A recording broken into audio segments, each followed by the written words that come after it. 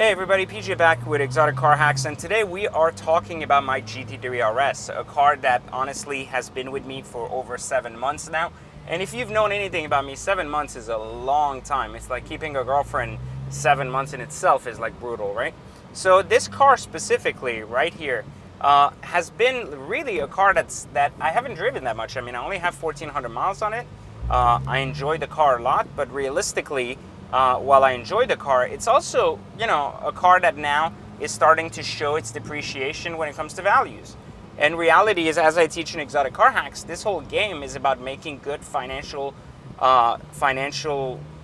decisions that lead you to being able to continuously drive and hack cars for an ongoing time without losing any money. So for me, now has come the time to kind of decide if I want to keep this car or sell it. And I'm going to kind of give you my thoughts about it, and you're going to tell me what you think I should do. Because ultimately right now, I bought this car when the GT3RS market was very hot. Lucky for me, I was able to find a Miami blue car, which I was seeking a lot, and I knew this would help in resale. I've now gotten an offer to get rid of this car for exactly what I paid for it, minus these modifications, which I've already found a person that is willing to take these modifications from me. So that said, this is the point where I make a decision that is either emotional towards I love this car, or is not emotional and I say, you know what, it doesn't really matter. Like, I'm just going to just get rid of it and move on to the next. And so I'm going to give you kind of my thoughts about this car, because I break down cars into 3 basic categories when it comes to how much I enjoy them, if I want to keep them or not, and so on and so forth. And the first category I use, if I don't get killed here while driving, the first category I use whenever making that decision is obviously design. Design is very important for me. I'm a very visual person. I enjoy looking at cars from an art standpoint. And there are a lot of benefits to the design of a car with this color. The color is striking. And the complement to the yellow is just beautiful. And I've always thought that this kind of color combination was just insanely well done when put together. So with this car, from a design standpoint, there are a lot of good things and a lot of not so good things. So the good thing is that a lot of the exterior, when it comes to design, the new RS, the 0.2, is way better than the old one.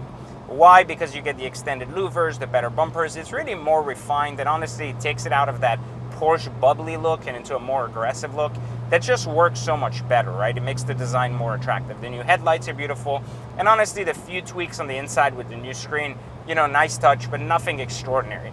Now, on the other hand, functionality is also great, very simple, as Porsche does it, very effective, but nothing very exciting. Just effective is the best way to describe this car. And while the materials here aren't anything exciting either, this is basically spec'd in a way that would make it perfect for resale, not necessarily perfect from a personal enjoyment standpoint, because obviously you can get all of this in suede and it looks more exciting, etc.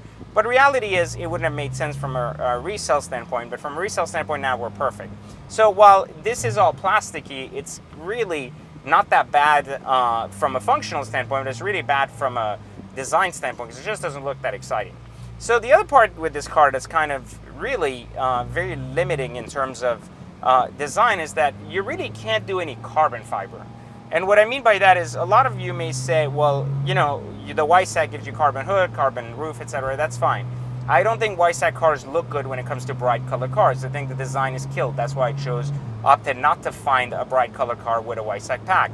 Now, that said, one of the things that's really important though is there are other accents in the car that are black, and those can't be done in carbon, primarily because if you did one thing in carbon, you'd have to kind of do it all. And then you end up spending $20,000 on something that's just not necessary and really doesn't accentuate the color that much more. So, design, best GT3RS ever, but ultimately still lacking a little bit as it pertains to the design of the car as a whole rather than anything else. So I like the design, but I would rate the design nothing more than a 7 out of 10 if it comes from an exotic standpoint, because to the average person, minus the wing, this is nothing more than a 911 turbo. They just don't or can't see the difference.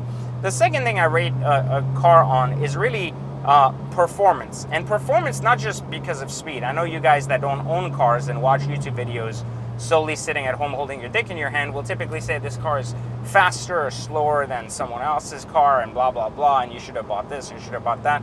When you're in a position to own a car, not actually talk about one, you'll actually know the difference between choices that pertain to what you're looking for versus just choices as it pertains to what a magazine says. So ultimately with this car, its function is fantastic. And what do I mean by that? The function of the car is fantastic because for what it is, it just runs really well. Like the natural aspirated motor is very exciting, it's fun to drive, but it doesn't create the same driving experience that the Performante had. Why? Because it just doesn't give you the same essence. And this car is fitted with a Klein exhaust, so it sounds a lot better because of the Inconel exhaust, but it still doesn't have the same feeling as a Performante. It just doesn't do a good job at creating that.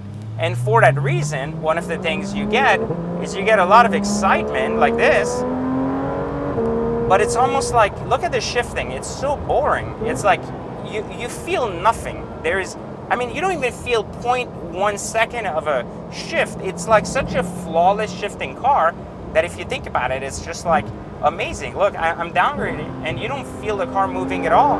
And then it's got all that power all the way to 8,000 RPMs. And it sounds really good once you actually have, it sounds really, really good once you have this exhaust on. But without the exhaust, it sounds really tame. So in addition to that, so the driving's exciting. It's not crazy, but it's exciting. It's just, compared to other cars, it doesn't give you that emotional satisfaction. It's really good from a track standpoint. It's precise like a scalpel. But and this is where I guess my complaint is with a lot of cars these days, is they're taking away the purity of driving and the mechanics and feeling behind the drive.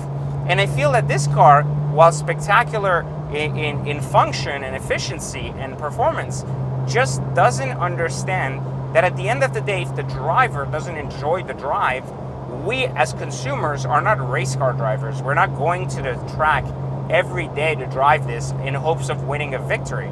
Instead, we're driving cars for the driving pleasure we receive and would enjoy a track day. And I think that's a big, big issue, is because a lot of people who are looking at these cars from the outside in don't realize that this is ultimately it lacks in that department. It's almost too much of a track car and not enough of a car you can drive on the street.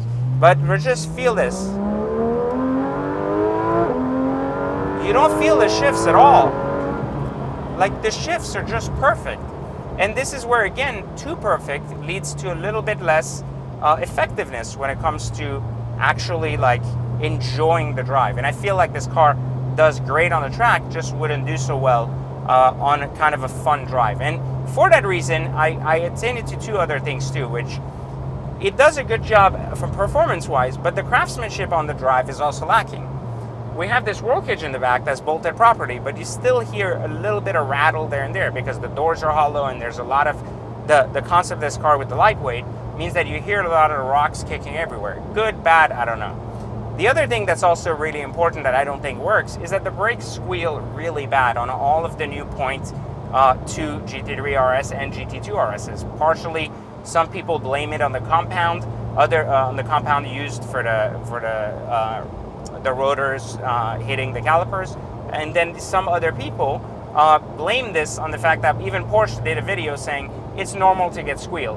But when you think about it, Aston Martin, Lamborghini, McLaren all have ceramic brakes, yet none of them squeal. So I don't believe that it is organically okay or better performing for a ceramic brake to squeal. That's why we must endure the squeal. So I don't necessarily agree to that. I think maybe the car was built more from a track standpoint, and so Porsche didn't want to give people the option of different pads and really give a streetable option. So I think that's what it literally came down to. But I think at the end of the day, I don't think it's okay for a $250,000 car to squeal, which I think is really something else that's really annoying in general.